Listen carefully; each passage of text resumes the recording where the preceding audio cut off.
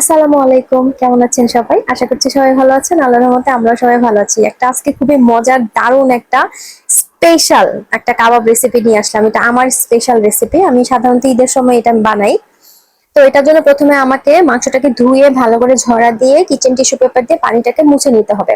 মাংসে কোনো পানি থাকা যাবে না। তারপর এটাকে ভালো করে কিমা করে নিতে হবে।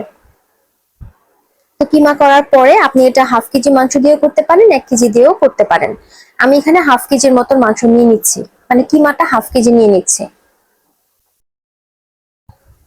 এই রেসিপিটা কিন্তু খুবই দুর্দান্ত টেস্টের একটা রেসিপি আর খুবই সিম্পল।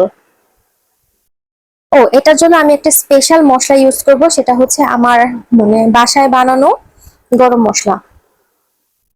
অ্যাকচুয়ালি গরম মশলা বলতে এখানে আমি কিছু মশলা প্লাস মাইনাস করে একটা মশলা বানিয়ে নিই।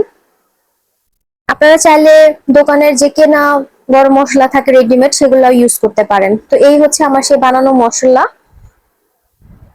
এখান থেকে আমি 2 টেবিল স্পুন দিয়ে দিব। আমি মশলাটাকে ভালো করে টেলে তারপর ব্লেন্ড করে নিয়েছিলাম। আর এরপর আমি এখানে জিরা গুঁড়া দিয়ে দিচ্ছি।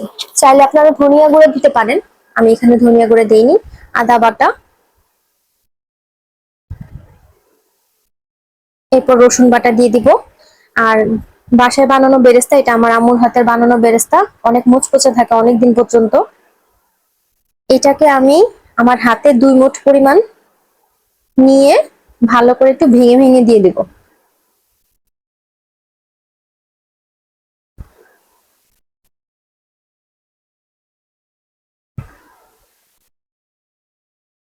আর কুরবানির সময় মাংসটা ফ্রিজে রেখে তারপর শুধু সেই মাংসটা দিয়ে করেন, ওটা তো বেশি ঝামেলা হয়। তারপর দিয়ে দিচ্ছি ঘি। মানে মাংসটা পানি না থাকলে ভালো হয় কিমাটা, আর কাবাবটা খুব টেস্টি হয়। তারপর পরিমাণ মতো লবণ দিয়ে দিতে হবে।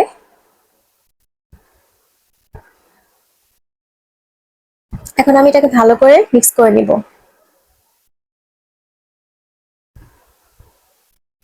তো আশা করছি ঈদের সময়টা সবার খুব ভালো যাচ্ছে, আর এই রেসিপিটা অবশ্যই ট্রাই করবেন বাসায়। কাবাব খেতে চাইলে ঝটপট এটা বানিয়ে নিতে পারেন। আচ্ছা, এখন আমি একটু হলুদ গুঁড়া দিব। হাফ টি হাফ টি স্পুনের মতন হলুদ গুঁড়া দিব, আর এখানে হাফ টি স্পুনের একটু বেশি আমি মরিচ গুঁড়া দিব। যদি কেউ ঝাল বেশি খেতে চান, মরিচ গুঁড়াটা আর একটু দিতে পারেন। এখন আমি আবার মিক্স করে নিচ্ছি। এই তো আমার মিক্স করা শেষ। এখন আমি সবার শেষে একটা ডিম অ্যাড করে দিব।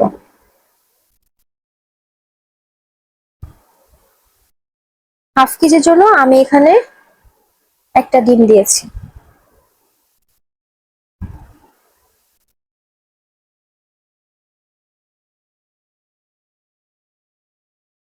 এই তো আমার মিক্স করাও শেষ। এখন আমি এটাকে ফয়েল পেপার দিয়ে কভার করে ফ্রিজে রেখে দিব। আপনারা চাইলে এটা আগের দিন রাতেও বানিয়ে রাখতে পারেন। আর এইভাবে চাইলে আপনারা 2 দিন ফ্রিজে এভাবে রেখে দিতে পারেন, শুধু নামিয়ে ভাজতে হবে। তারপর আমি 3 থেকে 4 ঘন্টা ফ্রিজে রেখে দিয়েছিলাম। ফ্রিজ থেকে নামানোর পর এখন আমি কাবাব গুলাকে, কাবাবের কাঠি যে থাকে সেগুলাতে শেপ করে নিব। এই কাঠিগুলোকে আমি বেশ কিছুক্ষণ পানিতে ভিজিয়ে রেখেছিলাম। হাতে একটু ঘি নিয়ে নিলাম।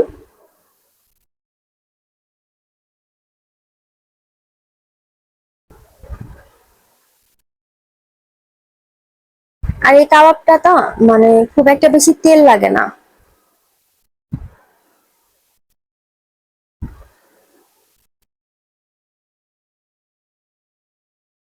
আর যারা ঈদে একটু ডিফারেন্ট কোনো রেসিপি ট্রাই করতে চান মাংস দিয়ে, তাহলে অবশ্যই এই কাবাবটা বানিয়ে খাবেন। এই তো আমার হয়ে গেছে। আমি এভাবে করে সবগুলা কাঠিতে শেপ করে নিচ্ছি, এটা আর আমি ওভাবে দেখাচ্ছি না।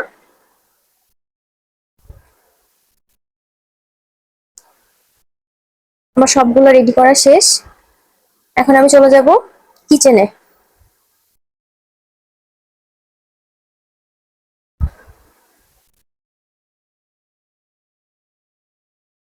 আর এটার জন্য আমি একটা তাওয়া ইউজ করব, যে তাওয়াটা একটু ভারী টাইপের তাওয়া থাকে না সেগুলো। এটাতে একটু কাবাব ফ্রাইটা খুব ভালো হয়। তো এখানে আমি ফার্স্ট একটু ঘি দিয়ে দিলাম। আমি বললাম না যে এটাতে খুব একটা বেশি তেল লাগে না, আমি তার তেল ইউজ করিনি, আমি পুরোটাতে ঘি দিয়েই মানে বানিয়েছি এবং ঘি দিয়েই এখন ভেজে নিব। আর এটা খুব একটা বেশি সময়ও লাগে না হতে।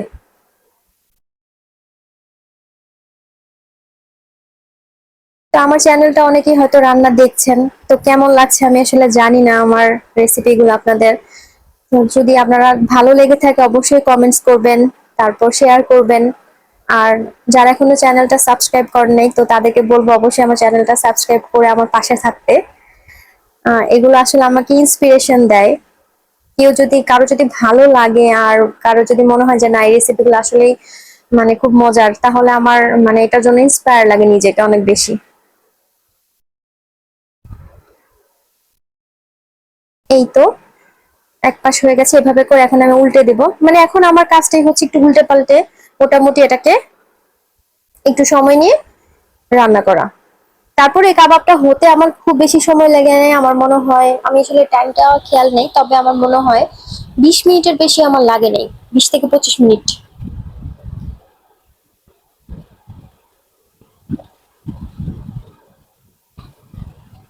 আর এই পর্যায়ে আমি কিন্তু হিটটা মিডিয়াম রাখছি, খুব বেশি হাই করে দেইনি। আমি হাই করবো একদম লাস্টে, লাস্টে গিয়ে হাই করে দেবো। হাই করে জাস্ট একটু এপিট ওপিট করে ভাজা ভাজা করবো। দেখেছেন কালারটা কি যে সুন্দর আসছে কাবাবের, উফ।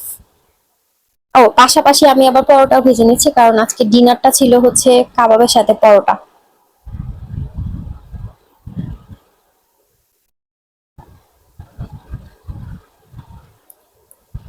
আর কাবাবের স্মেলে পুরো বাড়ি অলরেডি মানে ভরে গেছে একদম।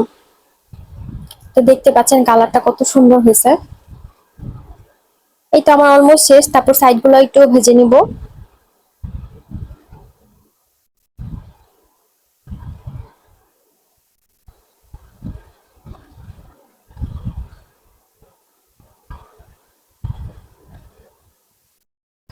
আর এই ধরনের রেসিপি আমার কাছে খুব ভালো লাগে, মানে আমার টেস্ট বার্ডের সাথে এই ধরনের রেসিপি গুলা মানে খুব যায়। আমি এই ধরনের খাবার খুব পছন্দ করি।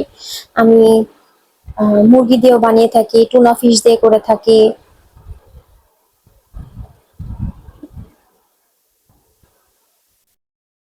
তো এই তো আমার অলমোস্ট রান্না শেষ, আমার কাবাব গুলো রেডি হয়ে গেছে।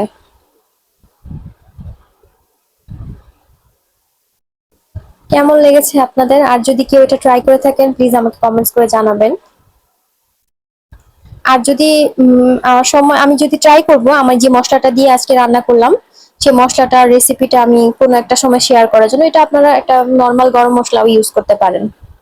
লাস্টের দিকে আমি চুলার জালটা বাড়িয়ে কিছুক্ষণ পোড়া পোড়া করে নিয়েছিলাম, এই জন্য কালারটা এমন আসছে। তো সবাই বাসায় একবার হলেও এটা বানিয়ে খাবেন। আর সবাই ভালো থাকবেন, সবাই সুস্থ থাকবেন, আমাদের জন্য দোয়া করবেন। তো নেক্সট ভিডিওতে হয়তো বা কোনো রেসিপি অথবা কোনো ব্লগ নিয়ে আসবো। তো সেই পর্যন্ত আল্লাহ হাফেজ।